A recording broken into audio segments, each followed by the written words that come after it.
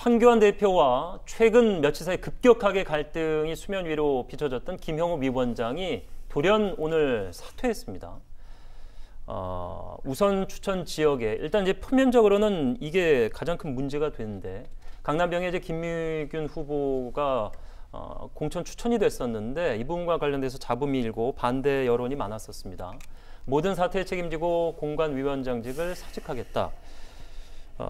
이 86년의 젊은 기업인 그리고 이제 보수의 텃밭이라는 강남병의 김미균 후보가 공천을 눈앞에 두고 있었는데 이게 이제 작년 문재인 대통령으로부터 무슨 선물을 받았던 모양입니다. 그래서 본인 SNS에 고마움을 표현했는데 당내에서는 소위 말하는 이제 문재인 극렬 지지자 아닌가? 어떻게 미래통합당에서 이런 인물에게 강남 지역을 줄 수가 있느냐? 뭐 이런 비판이 있었다고 해요. 근데 이게 이 비판 이전에 이제 되돌아보면은 황교안 대표가 공천에 개입을 안 하겠다라는 그 한 발 물러선 입장에서 좀 달라져서 6곳에 대해서 이제 재심을 하는 것이 어떻겠느냐 의견을 피력했고 잠시 후에 살펴보겠습니다만 실제로 2곳이 이제 변경이 있었고요. 홍준표 전 대표가 이제 공관위원장을 아주 비판하면서 이거 잘못된 거 황교안 대표가 바로 잡아줘 이렇게 얘기한 후에 이게 사퇴가 이어진 거거든요. 저는 김미균 대표의 그 공천을 철회한 부분은 마지막 돌 하나였다고 생각합니다. 예. 그러니까 그 전에 너무 무거워져 있는 상황이었던 거예요, 공관위가. 그러니까 공관위 공천을 하는 과정에서 사실은 현실적으로 지금 김용호 위원장이 공천 방식은 불가피했다고 저는 생각하거든요. 예. 왜냐하면 뭐 우리 많이 얘기하는 것처럼 탄핵의 강을 건너기 위해서는 어떻게 해야 될 것이냐.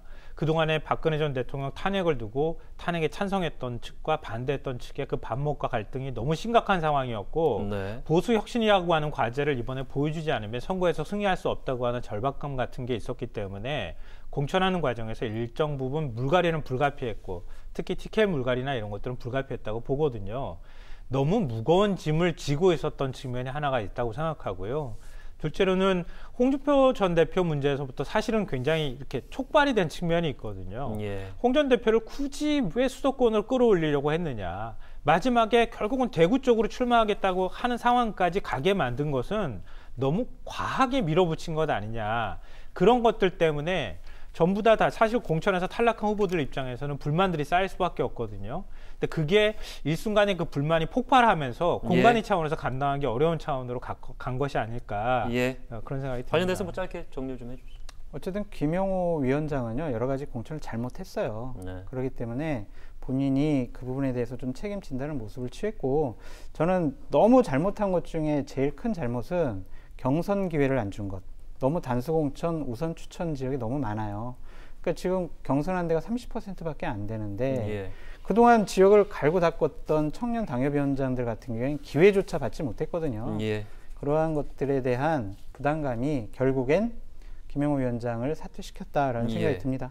자, 그렇다면 김형우 위원장은 일단 갔는데 선대위원장으로 지금 소위 말해서 단수 후보로 올라 있습니다. 김종인 전 민주당의 비대위원장이 올 것이냐 이 부분과 관련돼서 태영호 전 북한 주영국 대사관 공사가 이제 강남 지역에 역시 공천을 받았는데 이 부분을 아주 신랄하게 비판을 했었습니다. 이 부분 때문에 당과 갈등을 빚고 오지 못하는 거 아니냐.